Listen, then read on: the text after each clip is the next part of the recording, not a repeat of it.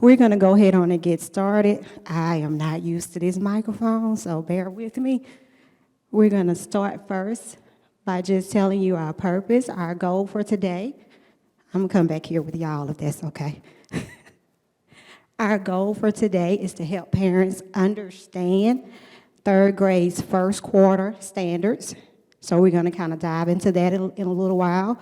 We also want you to gain a better understanding of how to use hands-on manipulatives at home, using things that you can use at home that will connect to the manipulatives at school. As well as we want to share information about how you can support your child at home using math. We know we hear all the time, that new math. We talked about it earlier today, and we want to make sure that we make that connection from that new math to the old math. Like it's all math, it's all figure outable, and you'll hear that a lot in a little bit as well. Moving on. The standard that we're going to focus on today that we'll actually practice with you all is this standard, standard 3, and we're going to solve word situations using multiplication and division within 100 involving equal groups, arrays, and measurement quantities. We also want to represent the situation using models, drawings, and equations with a symbol for the unknown. So basically, there are some words that you notice that are bolded. So the focus will be on multiplication and division, word situations, so those are going to be word problems, as well as equal groups and arrays. We're going to talk about that a little bit in just a second, and then models, drawings, and equations. So when you think about models, drawings, and equations, we like to use things like concrete, which would be those manipulatives, and then we want to talk about pictorial or representational, where you'll see those drawings, and then that equation you add with that abstract. So you guys will see that in just a little bit. So we have some I can statements. The first one is, I can, and this is the exact statement that comes from their HMH curriculum in Mobile County. That is the curriculum that we use. So the very first one we have is, I can count equal groups. There's that vocabulary word again, to find the total number of objects when the number of equal groups and the number of objects is given. The second focus I can statement that we have is we're going to look, I can use arrays to represent problems about equal groups and to write multiplication equations. So just looking at these I can statements, you see those vocabulary words already. You see equal groups. What else do you notice? Just turn to your shoulder, buddy. What are some vocabulary words you already noticing in those I can statements? If you have a shoulder, buddy, just kind of notice some of those things we already mentioned. All right. We have the microphone, guys, for our virtual people. That's why we're putting the microphone to your mouth. Hold on one second. The word arrays. Okay. So arrays is there. What else do you notice that we've already had bolded in that standard? Total. Equal groups, multiplication, equations. So the students will see these often. By the time the students are done, we want the student with this standard, we want the students to be able to, again, seeing those same vocabulary words, we want them to be able to use the models, the drawings, the equations, and we want them to be able to represent the multiplication or division situation. We also want to use symbols to represent unknown quantities. So we all are from the old, like we're old enough to remember, when did we see unknowns? We saw variables and things of that nature where it might have said X equals, well, the students see that now. So it might be in an equation where there's an unknown. That's just a question mark, or it could be represented by a letter, and we'll get into that in just a little bit. And again, solve word situations with multiplication and division within 100, involving equal groups. So within 100 and arrays and equal groups. So when we say within 100, that's where we're going to stop at. That's that limit. They're not going to, like, when you move to 4th grade and 5th grade, that number may change, okay? So equal groups. Equal groups are groups with the same number of objects. That's just simple vocabulary for that. It's just groups with the same number of objects, and they repeat. Here's an example of equal groups. So you notice, I'll give you a chance just to look at that image.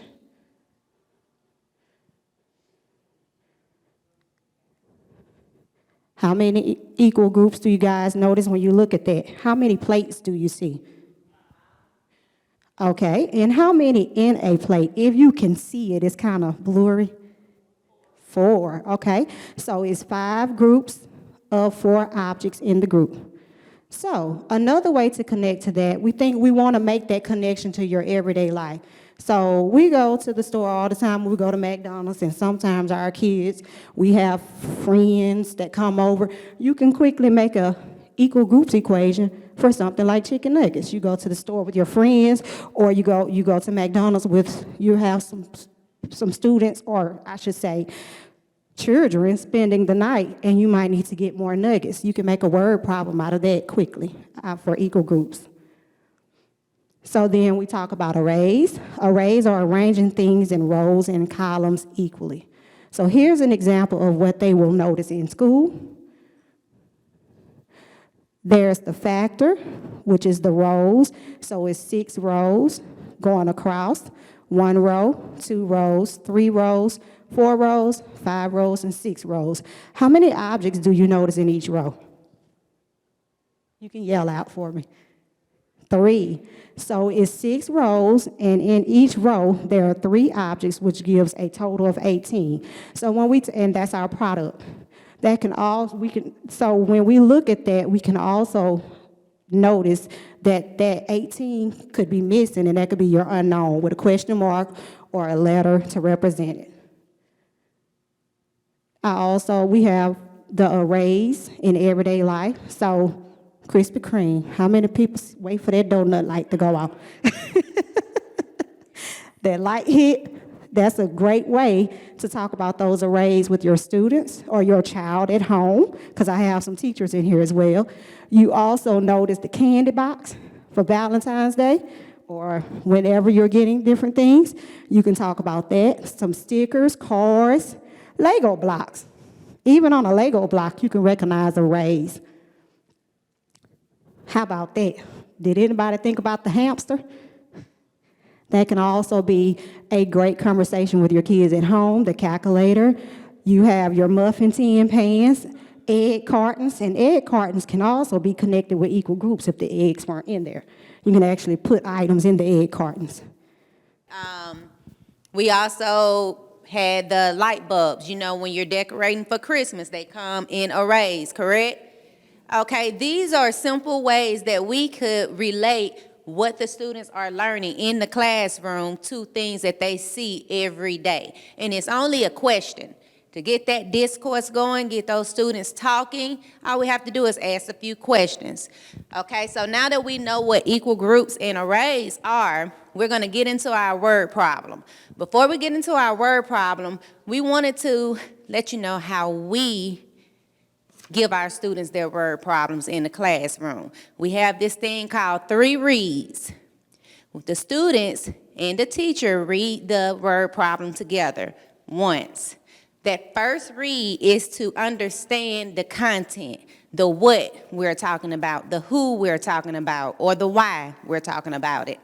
Our second read, we will look at that and find the mathematics in that, the quantities, the numbers that are in the word problem. In our third read, the students will read the problem on their own, and they will discuss with their classmate ways that the problem can possibly be solved, or any questions they may have, or something may be missing that they may need to help them, or some word problems are tricky. It may give them information that they don't need. At that moment, that's when the students determine what they need and what they do not need to solve their word problem.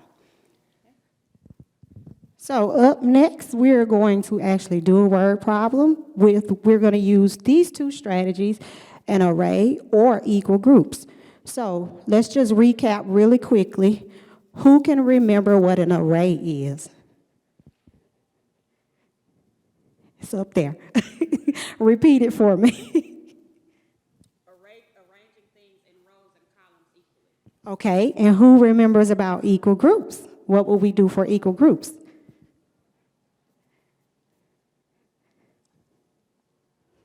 Anybody?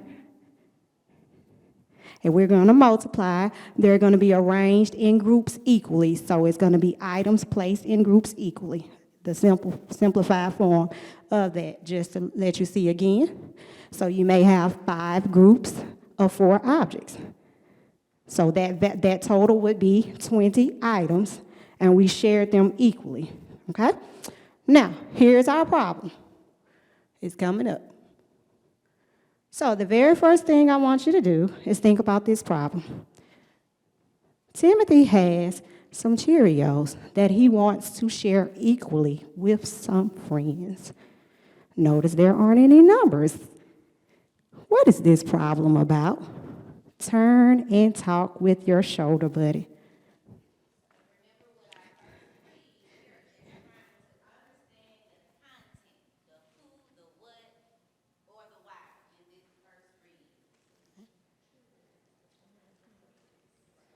Do I have a brave person? Oh, I have a brave person, okay. He's splitting Cheerios into equal groups amongst his friends. Oh, he's splitting Cheerios into equal groups. There's that vocabulary again, amongst his friends. So that means everybody has to have what? The same. Say it louder for the people. Same number. Absolutely right. Now we're going to read it again. Oh, something changed. Timothy has 24 Cheerios that he wants to share equally with some friends. Now, what is the quantity in the problem? 24. How can you solve this? Let's think about it again. Now we're going to show that again. Timothy has 24 Cheerios that he wants to share equally with some friends. How can he share them equally? Oh, but do you? Because I have to share them equally. So think about that problem from earlier. If I had 20 and I arranged them, how could I arrange them? What strategies could you use to solve this? Use the Cheerios at your table. Now, I'm going to go ahead and warn you, it's definitely more than 24 in that bag. So we want to use the amount 24. How can you arrange those equally? You can do an array. You can do equal groups. But remember, they have to be arranged equally, shared equally. We're going to give you a minute. When you're done, thumbs up. We'll be walking around facilitating to support you while you're doing this.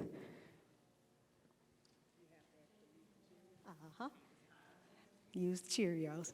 We would like you to use the Cheerios.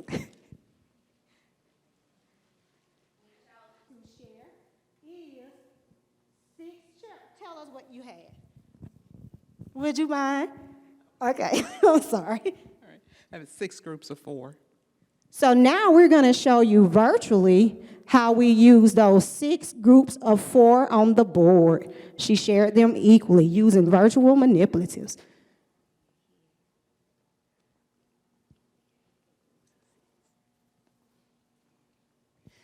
I know the light is a little bit dim, but you can see as she's arranging it, she has 1 group of 4, 2 groups of 4, 3 groups of 4. She's working on that 4 groups of 4. And sometimes the kids starting off, they will just say 1 group, 1, 2, 3, 4, because they still are trying to make that connection sometimes to that one-to-one correspondence. We talked about that earlier with that 5-ness. That's why it's important. Everything that we learn from kindergarten on up, it matters. Okay, do we have 6 groups of 4, guys? If you did that, give yourself a big woohoo! All right. We also see another one that has 4 groups of 6. You mean to tell me I can do 4 groups of 6 as well? Yes, that's a way to solve it. If it doesn't explicitly ask you to show me 4 groups of 6, those are strategies. Those are ways to arrange it.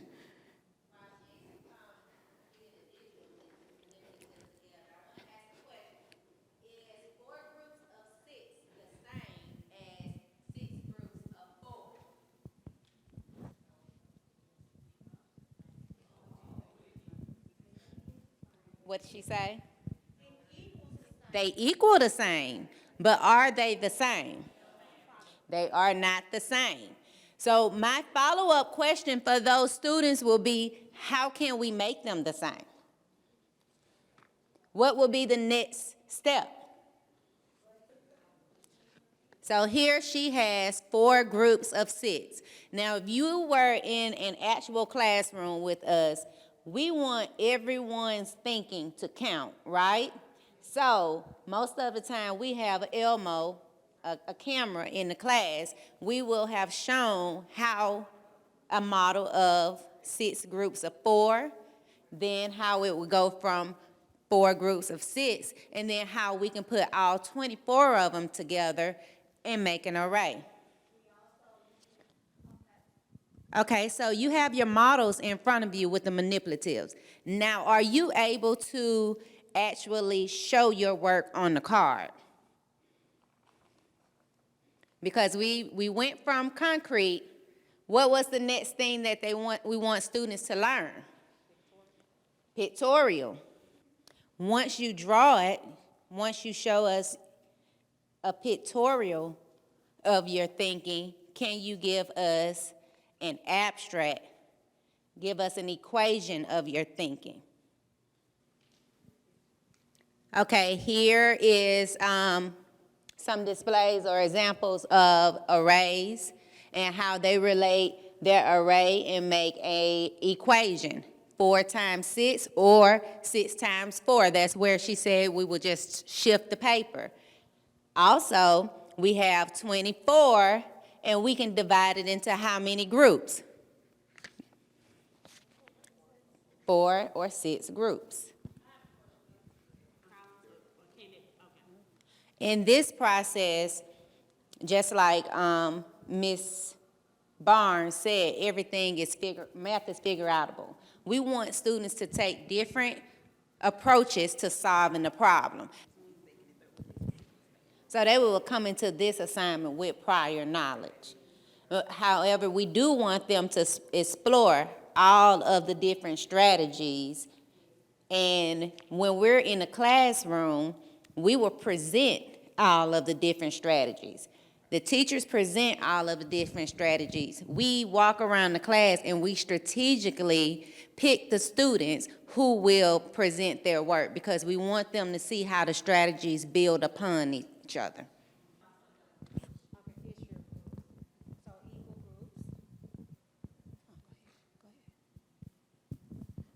Again, this is just the division equations for that. So what might be our multiplication equation for that one at the top, the picture, if we had that one? How many groups do you see? All right, 8 groups. And how many in a group? So was 4 times 6 the only way, or 6 times 4 to solve that problem? Okay. Did anyone else think a little bit deeper? Was there another equation we can use with 24 other than 6 times 4, 4 times 6, or 8 times 3, and 3 times 8? Is there something else that we could use with 24? I see my reading coaches and my reading teachers over here shaking their heads. Okay, I'm coming. What else could we use, you guys? 12 times 2, okay. And I see how Vanna White feels. I think you already said, but I was just saying 8 times 3. 8 times 3 and 3 times 8. Yes, ma'am. So those are others, and here are those equations. The last one's 24 divided by 12 equals 2.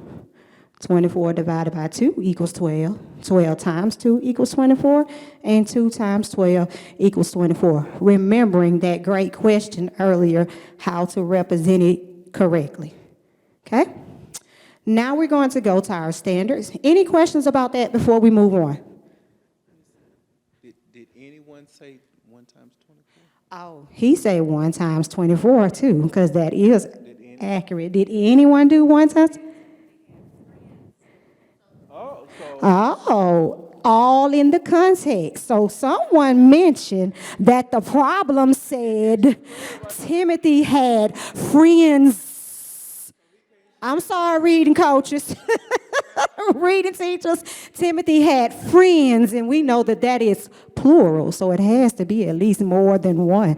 You are absolutely correct. So those are our equations.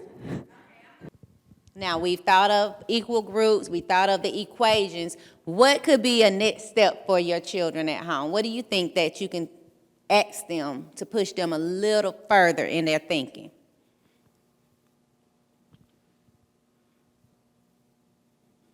Write your own story, maybe, or come up with your own equation, your own question. We're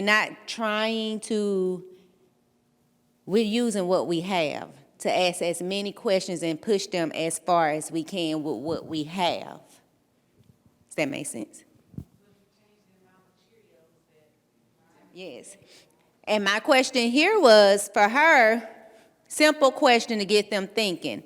Why didn't we use all the Cheerios in the bag?